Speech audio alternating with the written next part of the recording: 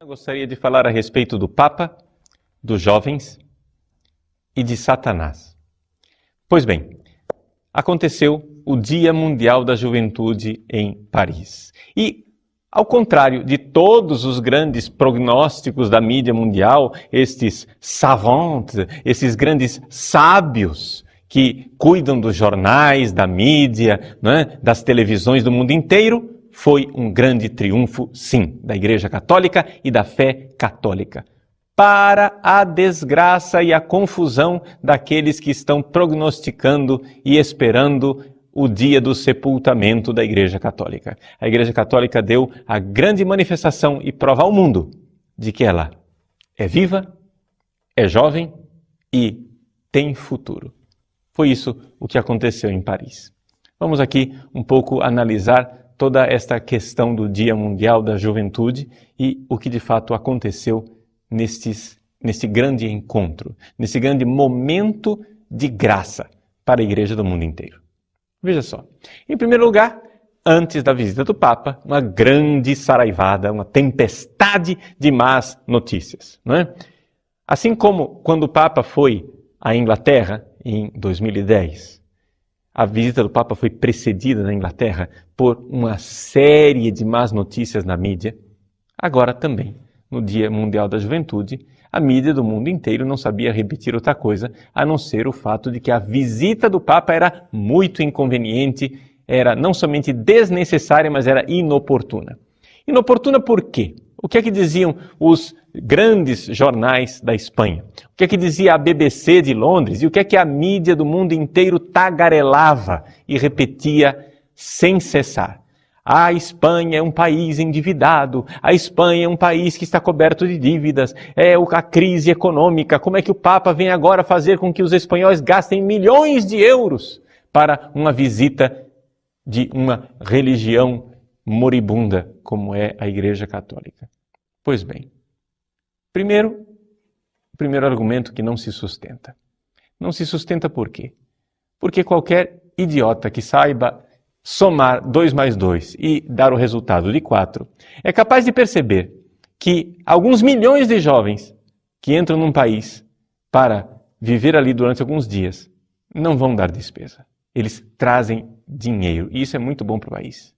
Não é? Quem dera o Brasil tivesse de repente 1 milhão de jovens vindo aqui do mundo inteiro gastar dinheiro e assim encher os belos bolsos do cofre público. Vocês imaginem se 1 milhão de jovens entram na Espanha e cada um gasta, vamos colocar um mínimo de 10 euros em impostos. Gastaram muito mais. Mas só isso são 10 milhões de euros para os cofres públicos. O que é que estão reclamando? Compreendem a coisa? Qualquer um que saiba contar nos dedos compreendem que aquele evento, se ele fez alguma coisa para a economia espanhola, o que fez foi aquecê-la e trazer um turismo sem precedentes. Muito bem. Essa é a primeira coisa que os próprios fatos desmentem. E vocês sabem como é a coisa. O gato se esconde, mas deixa sempre o rabo de fora. Então, é aqui que a mentira ela cai por si mesma. Segunda coisa, segundo grande ato de manifestação de indignação, a cobertura que a mídia do mundo inteiro fez sobre 2.000 jovens, adultos, sei lá qual era a idade daquele povo, que protestavam contra o Papa por causa das suas atitudes homofóbicas. 2.000. Os mais otimistas, 3.000. Vai lá. Concedamos, eram 3.000 manifestantes.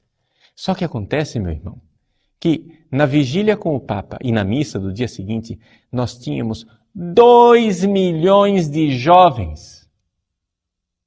Faça as contas, o que é que significa 2 milhões de jovens diante de 2.000 manifestantes contrários? E aí, se a questão aqui é proporção, você, que é uma pessoa honesta, o que é que você ouviu falar da visita do Papa? Ou seja, você ouviu falar e alardear a respeito desses 2.000 manifestantes. Mas qual foi a verdadeira cobertura que a mídia secular deu à visita do Papa com os 2 milhões de jovens em Madrid? Compreende? que existe aqui uma profunda desonestidade. E por que essa desonestidade? Por que a mídia é desonesta assim?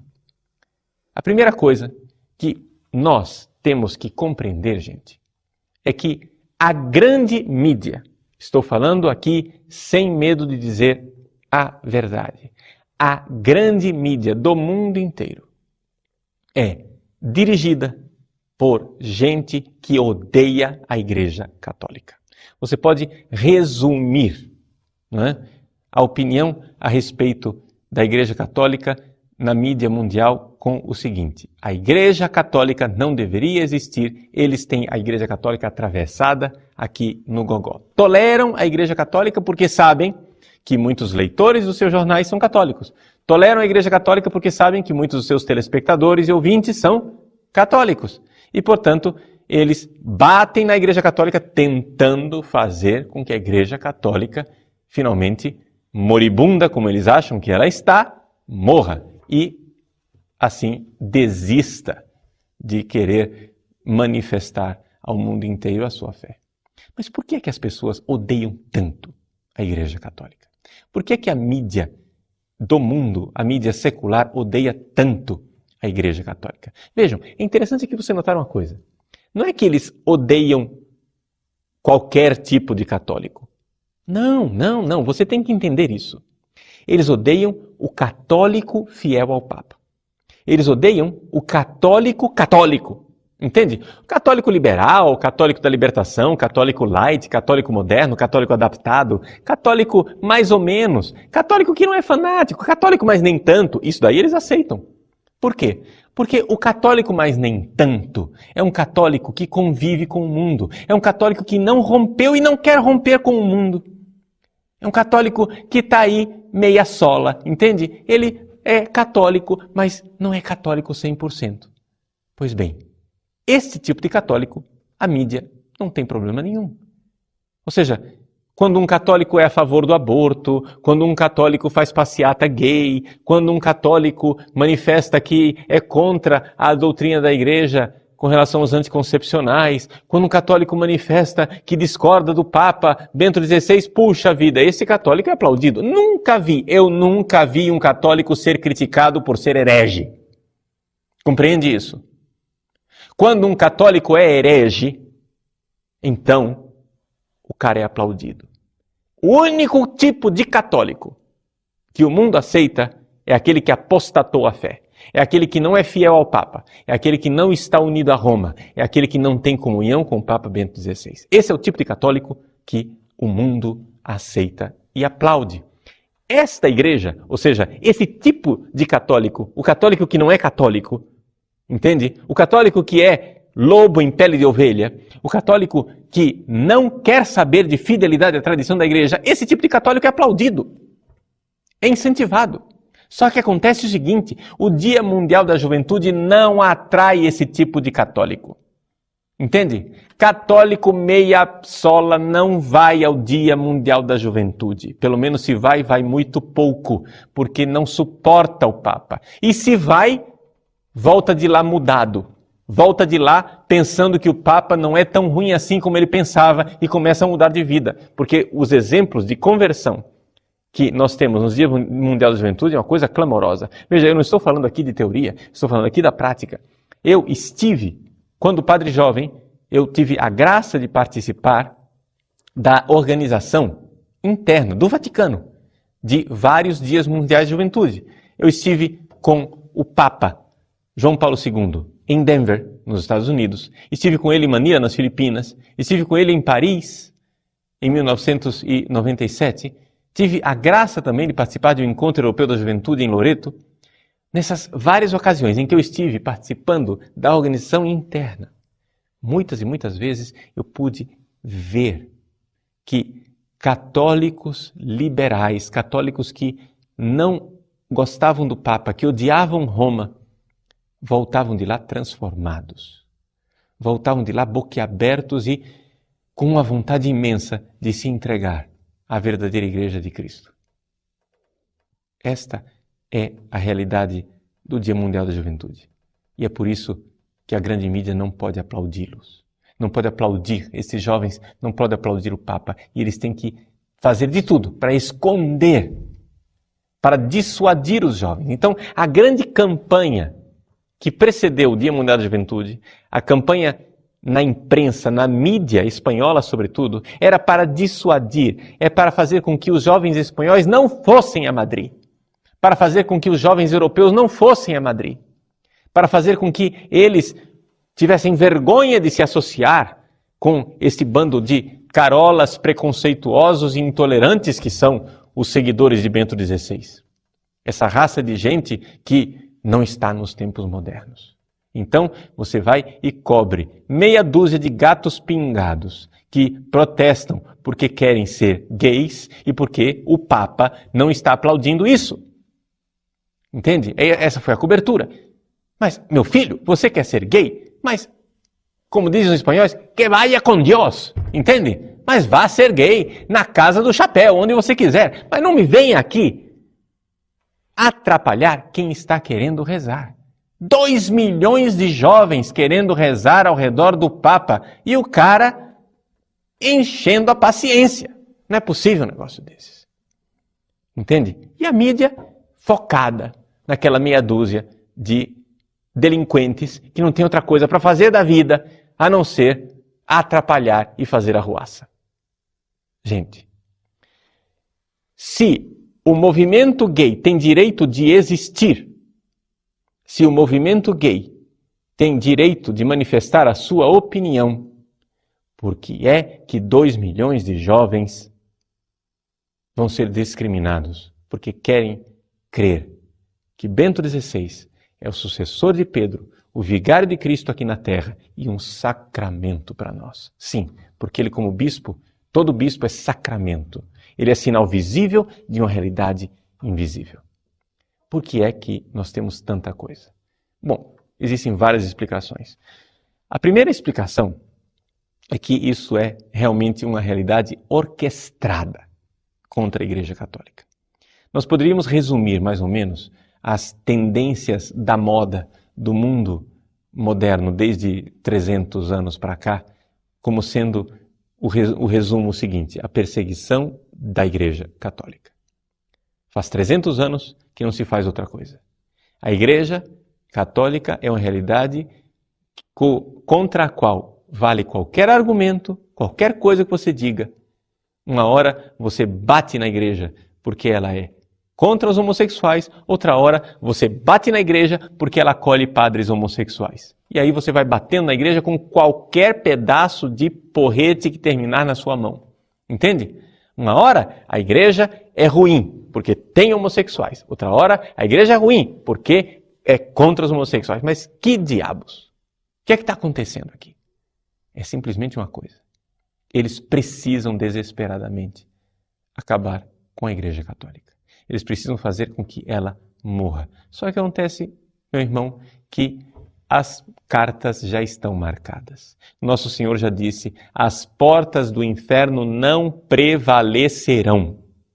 Compreende isto? Você não acredita, né, no Evangelho, mas nós acreditamos. As portas do inferno não prevalecerão.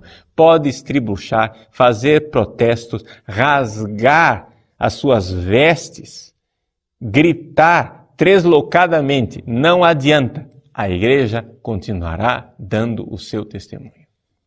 Mas a razão profunda, não é? Se nós quiséssemos encontrar o quartel-general que orquestra, onde tudo isto é pensado, esse quartel-general não se encontra em Genebra, nem em Nova York, no prédio da ONU, nem em algum lugar do mundo onde se reúne o grupo Bilderberg.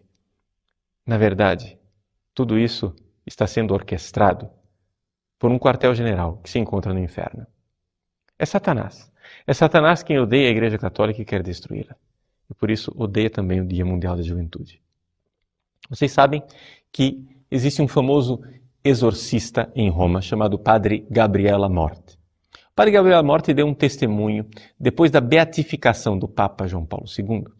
Ele fez alguns exorcismos e então ele experimentou usar o nome do bem-aventurado Papa João Paulo II nos exorcismos. Vocês sabem que durante o exorcismo se invoca o nome de Jesus Cristo, da Virgem Santíssima, o nome de São José, que é o terror dos demônios, o nome de São Miguel Arcanjo, mas também outros santos, como o Santo Padre Pio de Pietrelcina e Companhia Limitada, santos que fazem com que o demônio se retire. Por quê? Porque o exorcismo consiste nisso, em fazer com que o demônio encare e enxergue uma ideia, uma realidade que ele abomina.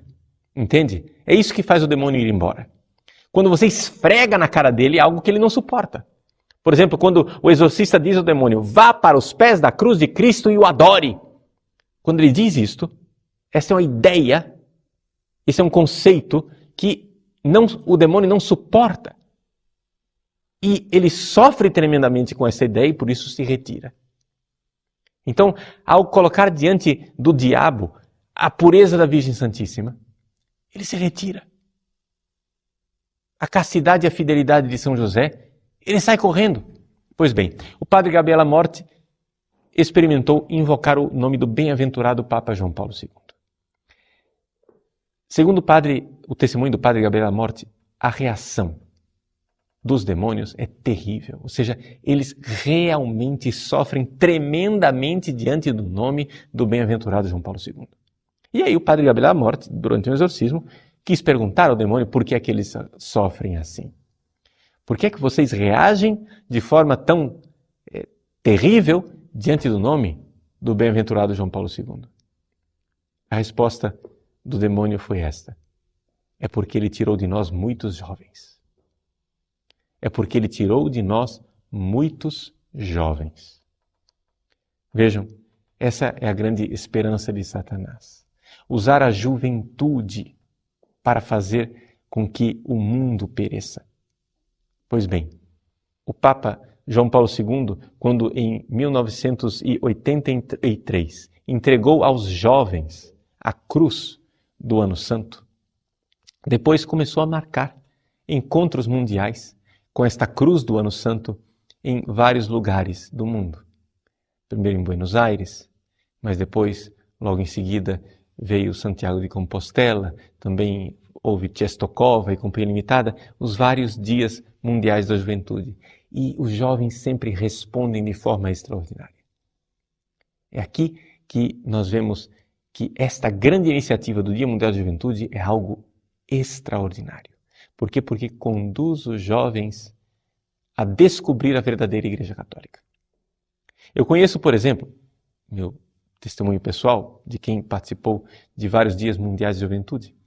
Eu conheço, por exemplo, um jovem holandês, que era, como 99,9% da igreja holandesa, um jovem liberal, né, que pensava em sexo livre antes do casamento e tinha todo tipo de ideias não católicas. Ele participou do Dia Mundial da Juventude, se converteu e hoje é padre.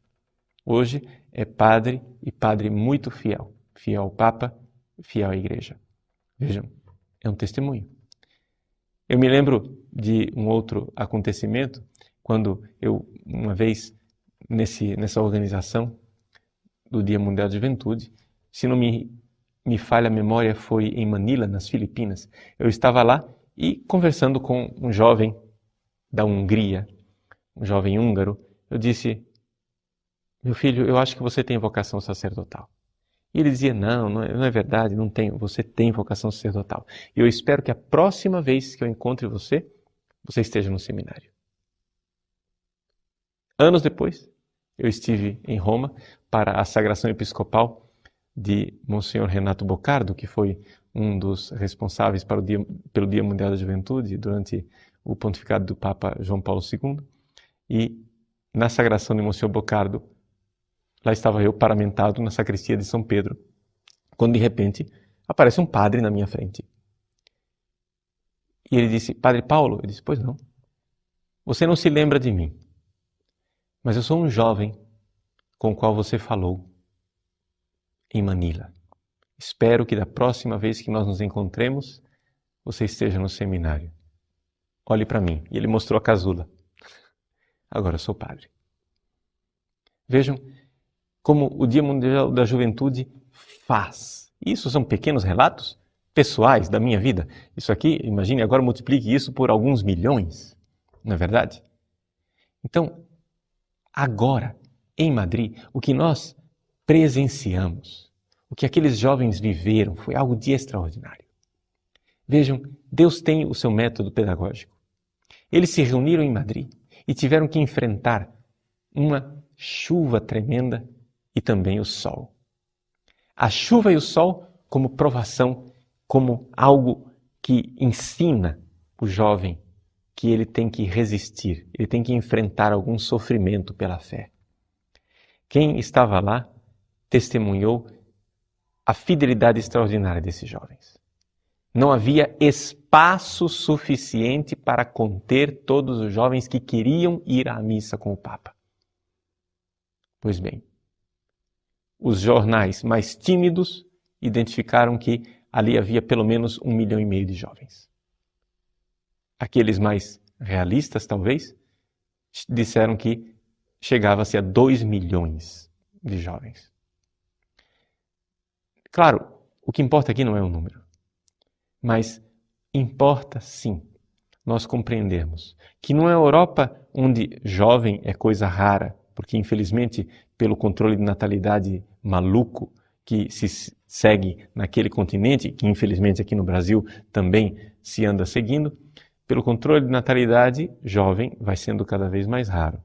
E, no entanto, 2 milhões de jovens ao redor do Papa, crendo, rezando, perseverando na oração, tendo fé e manifestando a sua fidelidade a Pedro. É tudo o contrário daquilo que Satanás queria, é tudo o contrário daquilo que a mídia moderna queria. Por quê? Porque a mídia quer convencer ao jovem católico que ele é uma ave rara, que ele é um sujeito sozinho. Se você é jovem e é católico, coitadinho, você está contra o mundo moderno, você está isolado, você está sozinho. Não é? Comece a recitar comigo, meu Deus, por que me abandonaste? O Dia Mundial da Juventude mostra ao jovem que ele não está sozinho. E não adianta a mídia ficar repetindo quanto quiser, porque a grande mídia não enxerga uma coisa. Satanás faz a panela, mas não faz a tampa. Graças a Deus, enquanto a mídia anticatólica dominou os grandes meios de comunicação do mundo inteiro, foi inventada a internet. A internet é um meio de comunicação barato, acessível e, vamos ser sinceros, os jovens vivem antenados na internet. E os jovens sabem perfeitamente o que é que está se passando, porque seguem a realidade através das informações que circulam entre eles na internet. Entre comunidades católicas que se encontram na internet e que debatem e que trocam ideias e que estudam e que crescem. Este site, o site padrepauloricardo.org, é uma pequena contribuição para esses jovens, para eles poderem reavivar a sua fé e para poderem crescer verdadeiramente na sua fidelidade ao Santo Padre. Eu queria que você entendesse qual é a identidade deste site.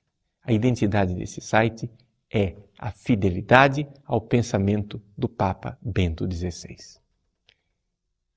Este site, o site padrepauloricardo.org, quer ser um serviço a você, jovem, a você, católico, para que você saiba o que o Papa está ensinando. Porque, infelizmente, existe uma espiral do silêncio. O que é a espiral do silêncio? Se padre fulano não fala, padre ciclano não fala, padre beltrano não fala, o bispo não fala, o cardeal não fala, ninguém fala, então não deve existir. Essa é a espiral do silêncio. É o argumento do silêncio. Já que ninguém fala, então não deve existir. Graças a Deus, existem vários padres e bispos no nosso país que estão dispostos a romper esse silêncio. O site padrepauloricardo.org é um deles.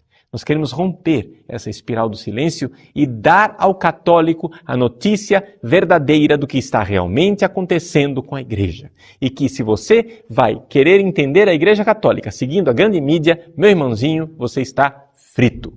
Por quê? Porque você não vai entender nada. Se você quer entender um pouquinho do que se passa no mundo e quer seguir isso através da grande mídia, meu irmão, você está enxergando o mundo pelos óculos mais deturpados que o ser humano foi capaz de produzir na história. Chama-se a grande mídia liberal.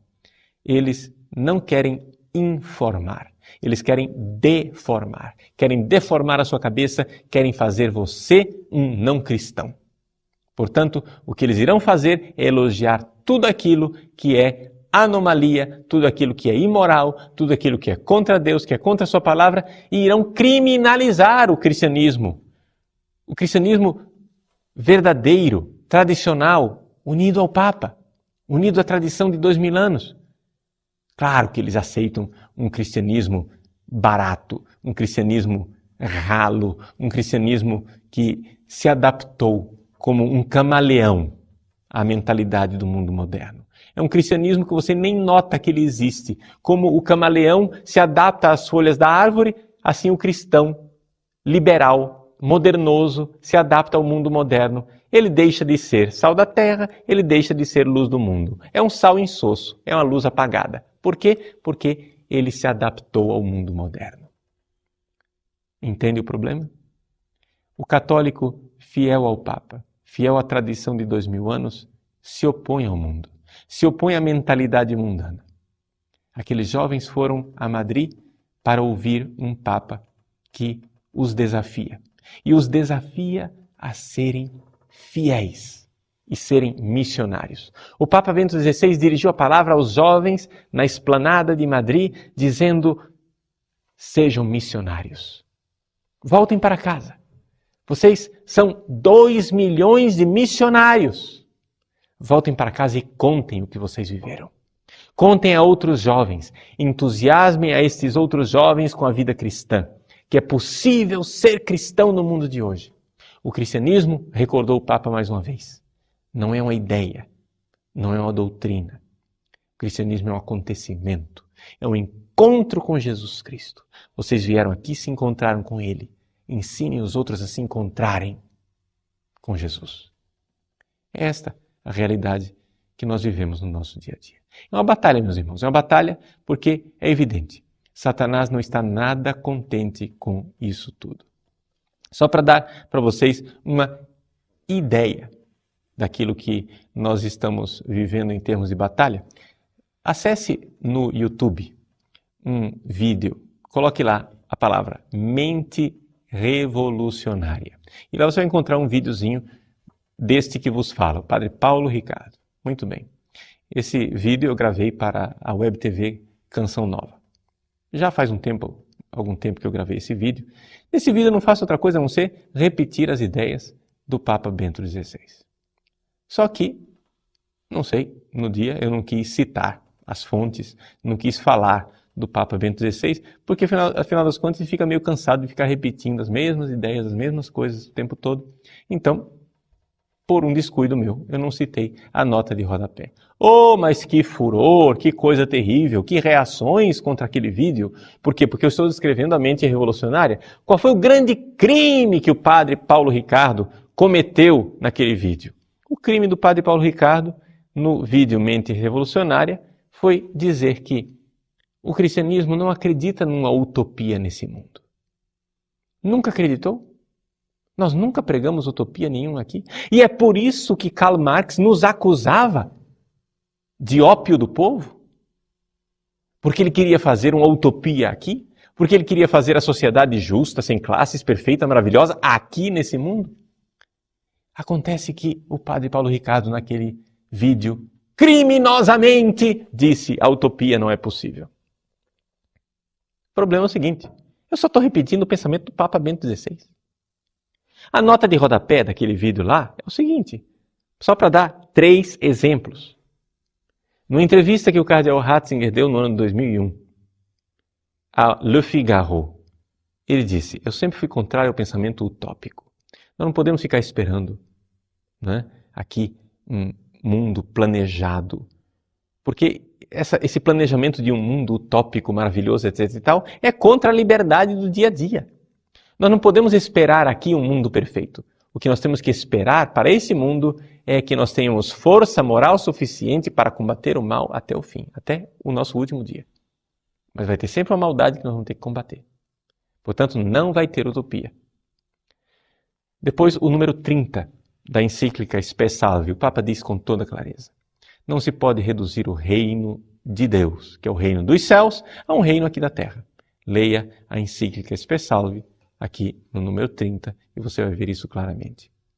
Terceira nota de rodapé, no livro Jesus de Nazaré. No livro Jesus de Nazaré, o Papa Bento XVI diz com toda clareza: se Jesus não veio trazer a este mundo um mundo melhor, um mundo perfeito, uma utopia aqui nesse mundo, o que veio trazer Jesus? Essa é a razão de ser deste livro. O livro Jesus de Nazaré tem uma razão de ser: mostrar que Jesus não veio trazer um mundo melhor. O que veio trazer então Jesus? O Papa diz, a resposta é muito simples: ele veio trazer Deus. Bom, está aí colocada 3 notas de rodapé, são somente exemplos, existe uma chusma de outros exemplos, não é? De citações, porque realmente o Papa Bento XVI, não é, tem recordado claramente que a esperança cristã foi abastardada por esse pensamento utópico que pensa que vai fazer e produzir um reino aqui nessa terra. E isso não é a verdadeira esperança cristã, isso nunca foi a nossa religião. Qual é o furor? E o pessoal, os comentários que fazem ali no YouTube, misericórdia, é como se eu tivesse dito que Deus não existe. Dizer que a utopia não vai acontecer é um crime de lesa majestade. Por quê? Porque vai contra a teologiazinha socialista desse pessoal, que eles querem fazer o mundozinho maravilhoso deles aqui do socialismo. Eu vou fazer o quê se eles são idiotas, enganadores e enganados? Sim, enganadores e enganados. Por quê? Porque é evidente. Por causa do pecado original, não vai acontecer mundo perfeito aqui na Terra. Nós vamos ter que mudar todos os dias, fazer conversão todos os dias. Todos os dias nascem pessoas pecadoras, todos os dias nós vamos ter que lutar contra a maldade, porque não é uma questão de que o sistema capitalista é que criou a maldade em nós. O que criou a maldade em nós foi o pecado original. Você pode derrubar o sistema, a maldade vai continuar em nós. E, portanto, não vai ter paraíso. Não aqui, não agora, não do jeito que vocês querem. O que vocês precisam compreender é que quem está fazendo um ópio para o povo é o socialismo. É você que acusa a Igreja Católica de ópio do povo, acusa a religião de ópio do povo, mas quem está dando entorpecentes para o povo é você. Entorpecentes de 2 maneiras. Primeiro, com uma ideologia ridícula que promete um paraíso aqui na Terra quando qualquer um vê que não vai acontecer. Segundo, entorpecentes para o povo, por quê? Porque a elite socialista desse mundo o que mais faz é distribuir drogas, porque tem usado o narcotráfico para financiar as suas revoluções políticas no mundo inteiro. Haja vista as Farc e Companhia Limitada. Meus irmãos, é evidente, se você for católico de verdade, se você for católico verdadeiro, você vai ser antagonizado pelo mundo. Se você for fiel ao Papa, se você for fiel à doutrina da Igreja de 2000 anos, você vai ser antagonizado. Mas não se deixe enganar. Você não está sozinho. Nós temos uma multidão. Primeiro, uma multidão de qualidade lá no céu. Uma multidão de santos, uma multidão de anjos que estão conosco. Você não está sozinho. Segundo, uma outra multidão, essa já com a qualidade meio questionável, que somos nós. Estamos juntos. Estamos juntos e queremos renovar nossa fidelidade ao Santo Padre o Papa, nossa fidelidade à tradição da Igreja. Não se deixe levar pela grande mídia. Não pense que eles estão dizendo a verdade. Eles não dizem a verdade.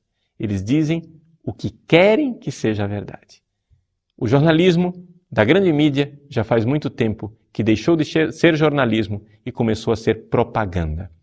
Eles não falam o real, eles falam o que gostariam que fosse. É marketing, é propaganda. Minta, minta, minta. Um dia todos acharão que é verdade. É esse o lema deles, é isso que infelizmente eles estão fazendo.